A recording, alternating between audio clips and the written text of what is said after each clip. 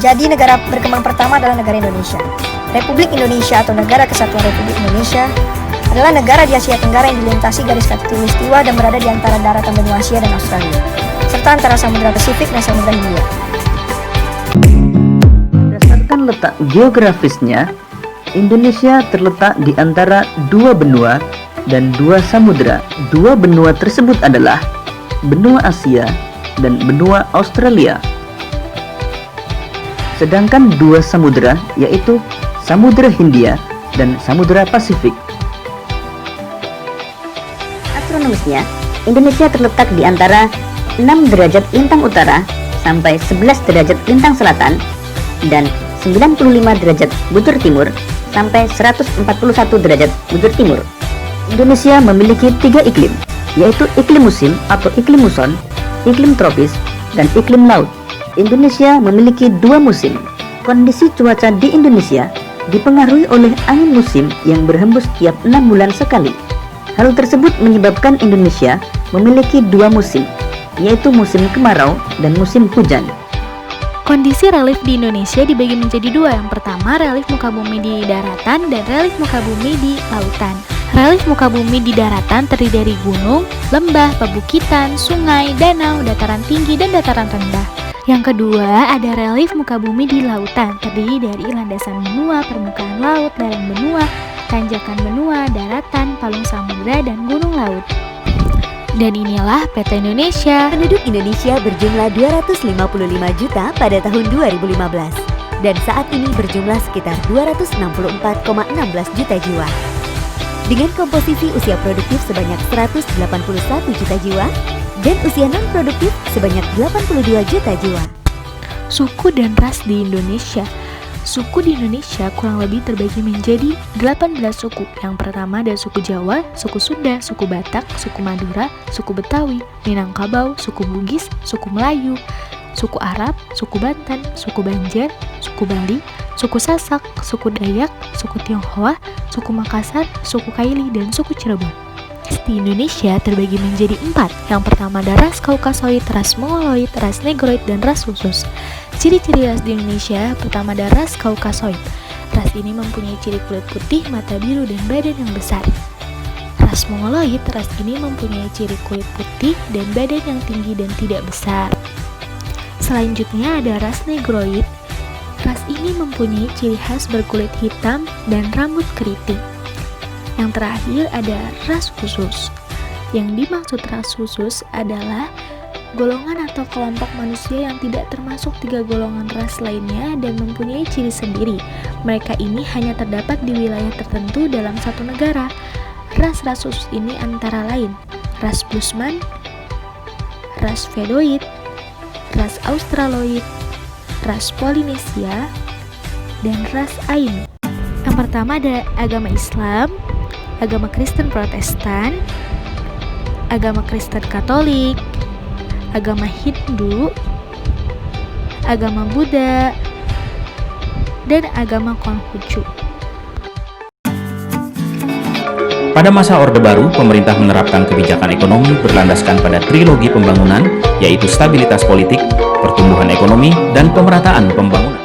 Di antaranya produk domestik bruto dari tahun 2004 sampai 2014 mencapai 10,63 triliun. Di samping itu, rasio utang terhadap PDB Indonesia dibandingkan sejumlah negara G20 merupakan yang paling rendah. Pendapatan per kapita sejak Indonesia merdeka juga meroket tajam, diikuti dengan pertumbuhan ekonomi yang menempati posisi kedua tertinggi di antara negara-negara G20. Selain itu, tercatat 5,45% dari jumlah penduduk Indonesia telah keluar dari angka kemiskinan. Jumlah masyarakat Indonesia menyentuh angka 500 juta sampai dengan 1 miliar orang.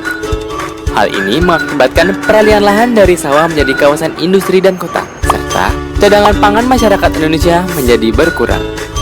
Untuk mengatasi hal tersebut, pemerintah berupaya memanfaatkan lahan tidur berupa lahan kering dan lahan rawa. Lahan kering merupakan lahan pertanian yang mempunyai ciri-ciri umum, yaitu memiliki kandungan air yang rendah, lahan cenderung gersang, dan tidak memiliki sumber air yang pasti. Luas lahan kering di Indonesia mencapai 144.470.000 hektar atau mencapai 75,6% dari luas daratan Indonesia. Lahan rawa merupakan lahan pertanian yang mempunyai ciri-ciri umum, memiliki kandungan air yang tinggi, selalu tergenang air, dan memiliki sumber air yang tetap. Luas lahan rawa di Indonesia sekitar 33.400.000 hektar. Yang terbagi atas 20.100.000 hektar luas lahan rawa pasang surut dan 13.300.000 hektar lahan rawa lebak. Peternakan di Indonesia. Kondisi peternakan di Indonesia. Dunia peternakan di Indonesia mengalami fluktuasi dalam beberapa tahun terakhir. Perkembangan populasi dan produksi investasi sektor peternakan sebenarnya cukup baik. Meskipun secara umum perkembangan sektor peternakan Indonesia cukup baik, tapi bukan berarti tidak ada masalah yang terjadi pada sektor ini. Misal, pada tahun 2019 kemarin muncul polemik harga ayam potong. Pada waktu itu harga ayam hidup di tingkat peternak hanya Rp7.000 per kilogram dan merupakan titik terendah. Padahal harga pokok produksi peternak ada di kisaran Rp18.500 per kilogram. Biaya tersebut sudah termasuk pembelian bibit ayam umur sehari, pakan, hingga biaya lainnya. Dari harga dasar saja sudah terlihat bahwa peternak kecil dalam kondisi yang sama sekali tidak diuntungkan. Tambang dan industri di Indonesia. Yang pertama ada minyak bumi. Berdasarkan data yang dihimpun dari Tradik Ekonomi, posisi produksi minyak bumi Indonesia per Agustus 2019 berada pada angka 659.000 bph atau berada di posisi 25 negara-negara penghasil minyak bumi terbesar di Indonesia. Penghasil minyak bumi terbesar di dunia saat ini adalah Amerika Serikat, Rusia, dan Arab Saudi. Yang kedua itu ada gas bumi. Indonesia memiliki cadangan gas alam sebesar 2,8 triliun meter kubik atau 97 triliun kaki kubik. Jumlah itu tidak terlalu besar jika dibandingkan jumlah gas alam yang dihasilkan beberapa negara penghasil gas alam lainnya. Cadangan gas alam Indonesia hanya 1,5% dari cadangan gas alam dunia. Yang ketiga ada batu bara. Berkaitan dengan cadangan batu bara global, Indonesia saat ini menempati peringkat ke-9 dengan sekitar 2,2% dari total cadangan batu bara global. Ada banyak kantung cadangan batu bara yang kecil terdapat di Pulau Sumatera, Jawa, Kalimantan, Sulawesi, dan Papua. Yang keempat ada emas. Indonesia dianugerahi kekayaan berupa emas murni yang melimpah, terbukti dari keberlanjutan industri penambangan emas yang hingga saat ini terus mengalami pengembangan. Terdapat beberapa daerah yang dijadikan sebagai pusat penambangan emas terbesar di Indonesia, yaitu Papua, Sumbawa, Dombu Sumatera, dan Jawa Barat. Perdagangan di Indonesia. Sistem perdagangan Indonesia belum terstruktur dengan baik antara struktural, sumber daya alam, produksi, distribusi, dan konsumsi. Sehingga Indonesia menempati peringkat 72 pada 2018 meski sudah meningkat dari peringkat 91 pada 2017. Tempat wisata terpopuler di Indonesia. Yang pertama ada Wakatobi di Sulawesi Tenggara. Ada Raja Ampat di Papua Barat. Ada Gunung Bromo di Jawa Timur. Ada Pulau Komodo di NTT. Ada Candi Borobudur di Jawa Tengah. Ada Gili Trawangan di NTB.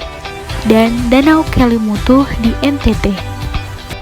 Sistem pendidikan di Indonesia. Di Indonesia, semua penduduk wajib mengikuti program wajib belajar pendidikan dasar selama 9 tahun, 6 tahun di sekolah dasar, dan 3 tahun di sekolah menengah pertama. Pendidikan di Indonesia dibagi menjadi 3 jalur utama. Yang pertama ada formal, yang kedua ada informal, dan yang ketiga ada non-formal. Sistem kesehatan di Indonesia. Pada sistem pelayanan, jenis, bentuk, dan jumlah penyebaran diatur dengan jelas. Pada sistem kesehatan, mutu pelayanan kesehatan belum memuaskan. Pada sistem pembiayaan, belum terdapat mekanisme pembiayaan kas. Sistem pembiayaan berupa jaminan kesehatan sebagai asuransi sosial. Kebudayaan Indonesia. Sebagian contoh adanya kebudayaan Indonesia diantaranya seperti kesenian batik, kesenian reog, kesenian tari pendet, kesenian wayang, dan banyak lainnya. Kebudayaan tersebut sangat khas di Indonesia dan terkenal di Indonesia. Ada sebagian kebudayaan Indonesia seperti rumah joglo di Jawa Tengah, pakaian adat khas Riau, dan tari jaipong dari Jawa Barat. Kebiasaan unik di Indonesia. Masyarakat Indonesia memiliki kebiasaan yang mungkin tidak dilakukan oleh masyarakat negara lain. Dan inilah 5 kebiasaan unik di Indonesia. Yang pertama, ada orang Indonesia sangat ramah meskipun belum saling mengenal. Yang kedua, orang Indonesia merasa paling enak makan menggunakan tangan. Yang ketiga, makanan pokok orang Indonesia adalah nasi. Yang keempat, hanya orang Indonesia yang berani makan cabai rawit mentah. Yang kelima, kebiasaan gotong royong masyarakat Indonesia. Inilah berbagai macam teknologi yang sudah berkembang di Indonesia.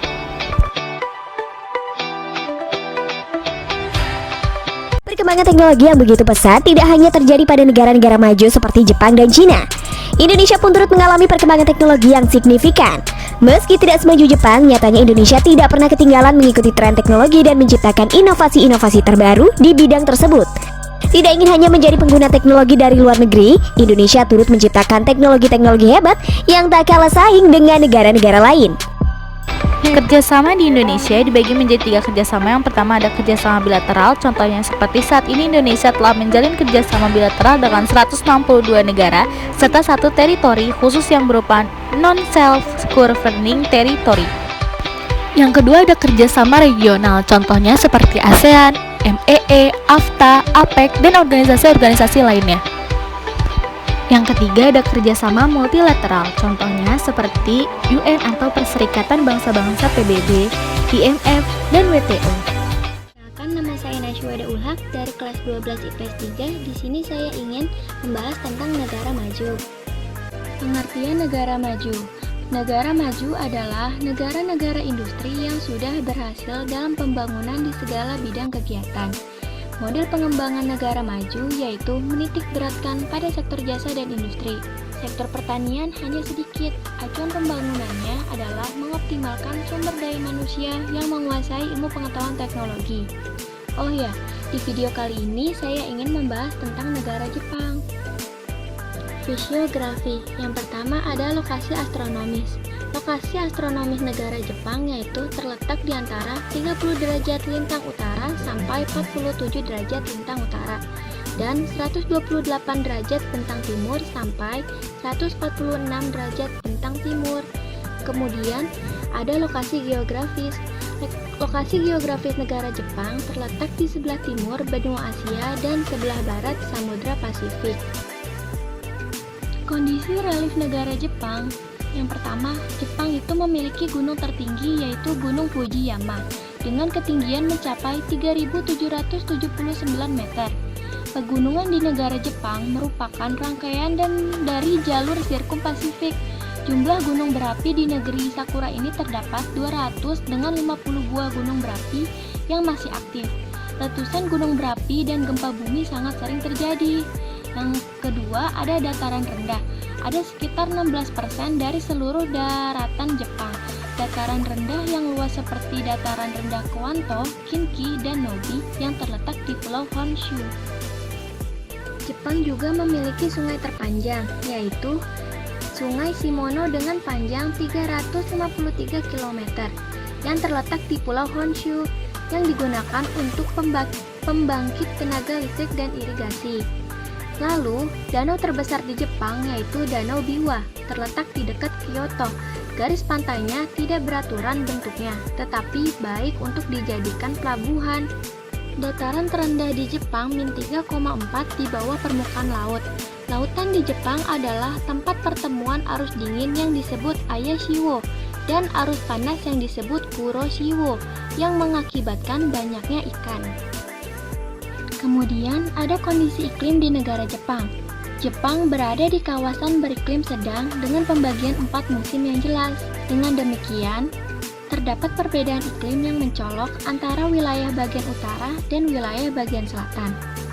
Jepang bagian utara seperti Hokkaido mengalami musim salju, namun sebaliknya wilayah Jepang bagian selatan beriklim subtropis. Ini adalah contoh gambar dari peta negara Jepang. Selanjutnya, kita akan membahas tentang penduduk di negara Jepang.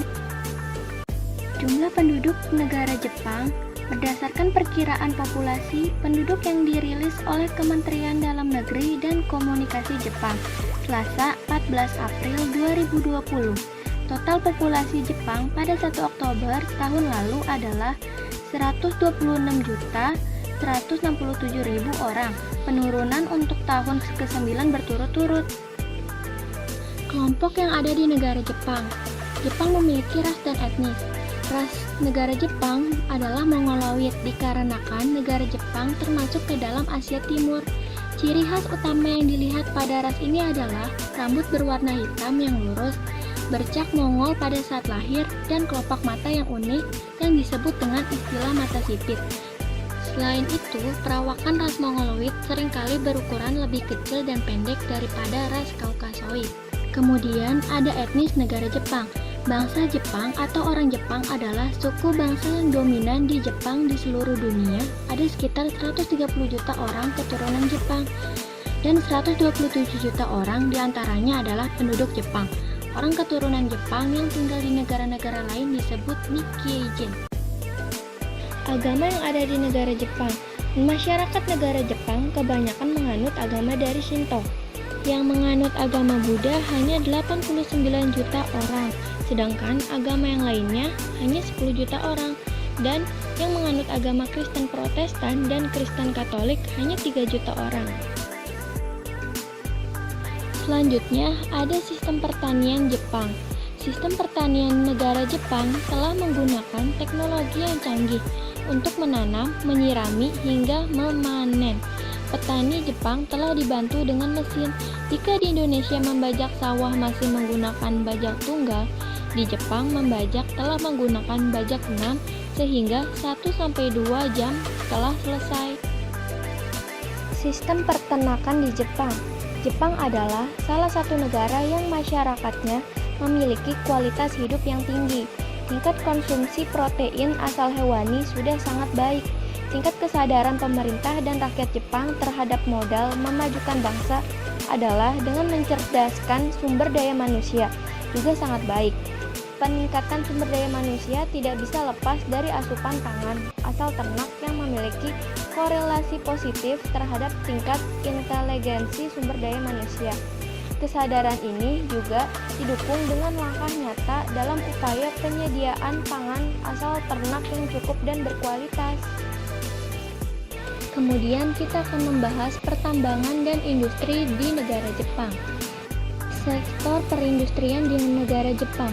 Industri ekspor utama Jepang adalah otomotif, elektronik konsumen. Lihat industri elektronik konsumen Jepang, komputer, semikonduktor, besi, dan baja.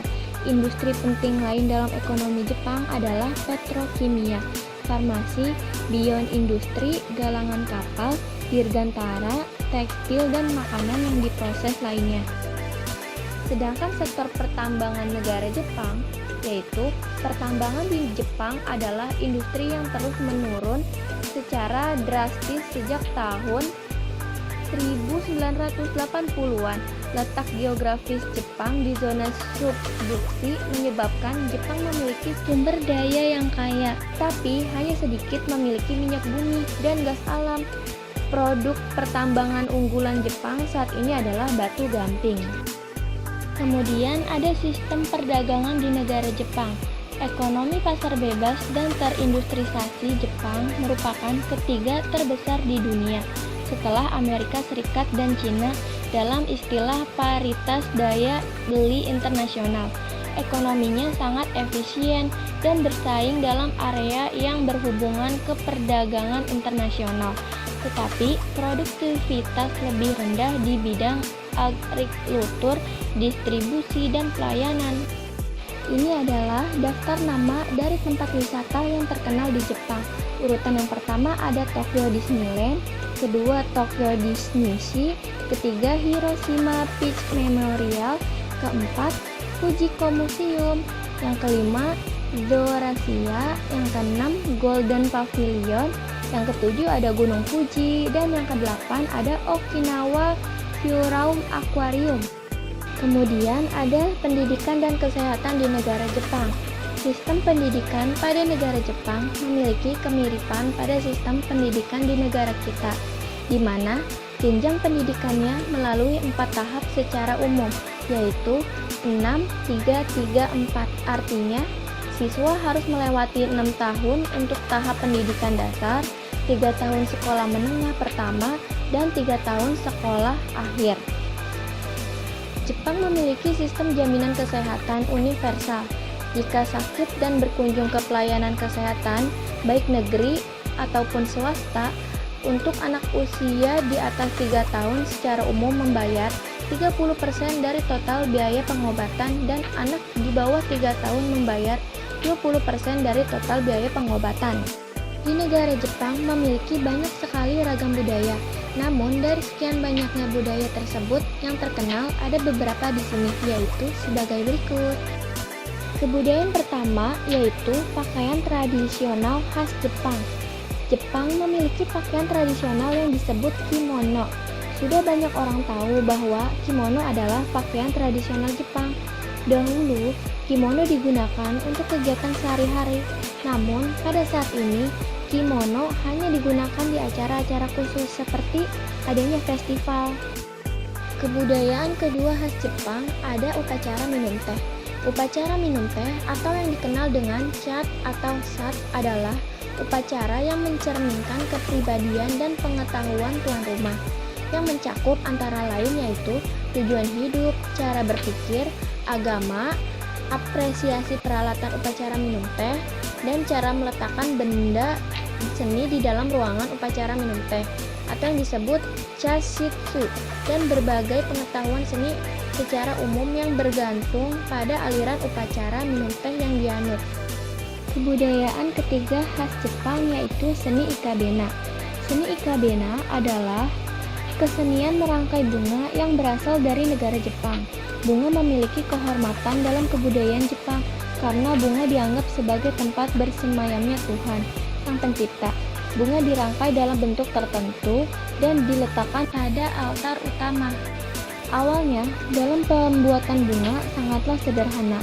Namun, saat ini pembuatan bunga semakin sulit dan kompleks dan dibutuhkan pembelajaran keahlian dalam pembuatannya. Kebudayaan keempat khas Jepang yaitu ada Matsuri. Festival Matsuri Jepang adalah suatu festival budaya rakyat yang umumnya berkaitan dengan festival di kuil, baik kuil Shinto Jinja maupun kuil Buddha Tera, yang kebanyakan diselenggarakan pada musim panas. Pada saat ini, Matsuri tidak selalu berarti berdoa atau sembahyang. Hal itu sudah pasti karena kebanyakan orang datang hanya untuk melihat saja. Selain memiliki banyak kebudayaan, negara Jepang juga memiliki kebiasaan unik loh. Ini adalah salah satu kebiasaan unik di negara Jepang. Yang pertama, kalau bertamu harus janjian terlebih dahulu dan membawa jinjingan. Yang kedua, tradisi pesta di kuburan. Yang ketiga, film asing di dubbing. Yang keempat, budaya membaca. Wajar saja semua anak-anak di sana pada pintar, karena sejak dini sudah dididik untuk rajin membaca. Kemudian ada teknologi di negara Jepang. Pengembangan teknologi menjadi kunci bagi pembangunan ekonomi jangka panjang. Dalam konteksnya, negara Jepang, awal perkembangan teknologi dan industrialisasi di negara ini mulai sejak adanya restorasi Meiji atau Meiji Restoration pada era 1868 sampai 1912. Era Meiji juga dikenal sebagai awal modernisasi Jepang. Era ini menjadi tonggak transformasi Jepang dari negara feodal menuju negara maju. Selain itu, Jepang juga memiliki kerjasama dengan negara kita, Indonesia. Hubungan antara kedua negara sudah dimulai sejak tanggal 20 Januari tahun 1958, ditandai dengan Perjanjian Perdamaian Negara Jepang dan Negara Indonesia. Kerjasama antara Indonesia dan Jepang meliputi kerjasama di bidang ekonomi, politik, dan sosial budaya. Sekian dari saya, kurang lebihnya mohon maaf, semoga bermanfaat. Wassalamualaikum warahmatullahi wabarakatuh.